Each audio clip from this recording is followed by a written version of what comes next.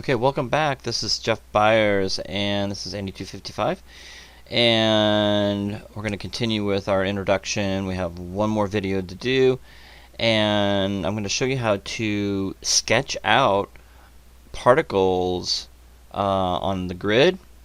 You can also do one by one. You can sketch them out and paint them in, and you can use a grid system. So I'll show you how to do all three.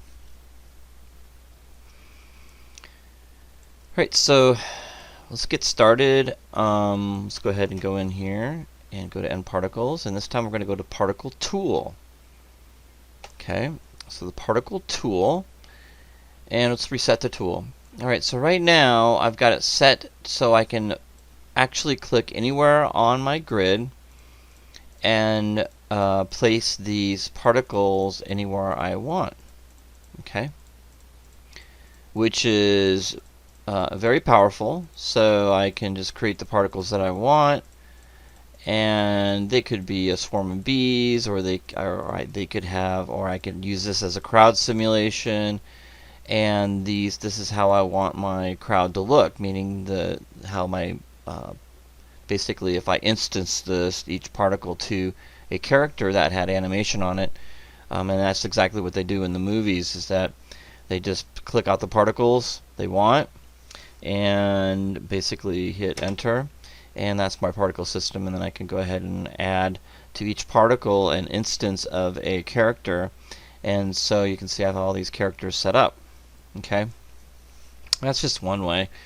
Or you could have a glass of beer and you can paint your particles on. So how would you do that? Well, you could click, let's just say we have this cylinder here, that could be our glass, and just make that a little bit bigger. Alright, so what we want to do is to be able to paint anything on there, we need to make it live. So you can go select your object and go to modify, and we're going to make live. Okay, so that object is now live. How do you know? Well, you can hit the 4 key and it turns kind of a weird green color.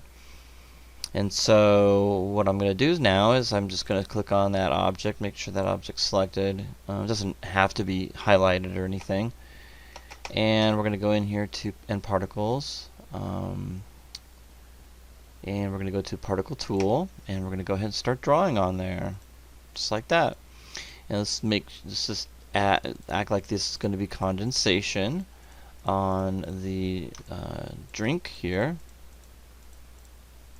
And just go ahead and add some condensation wherever we want.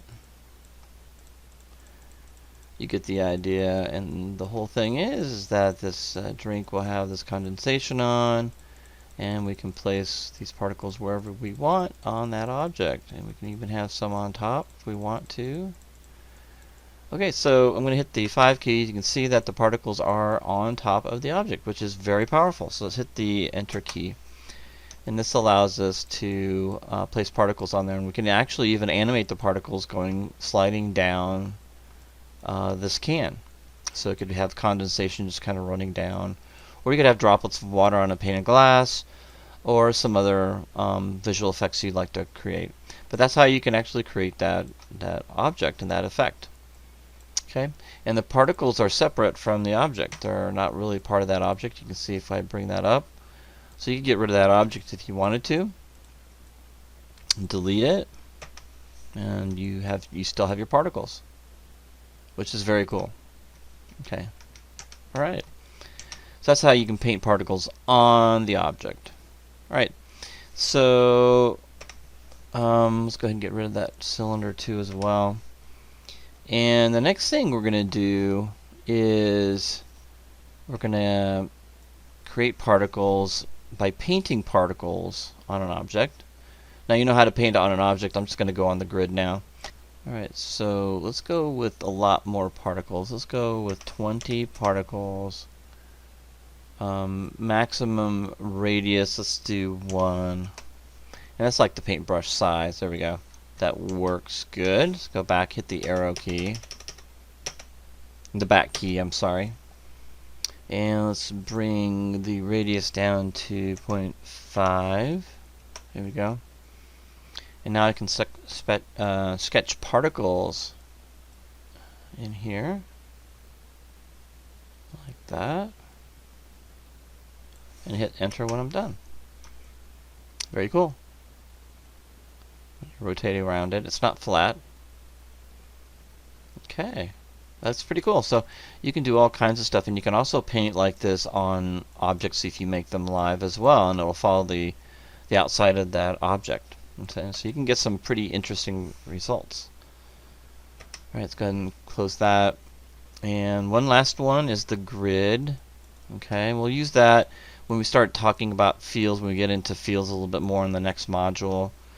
But we're going to do a quick illustration of how to draw a grid of particles.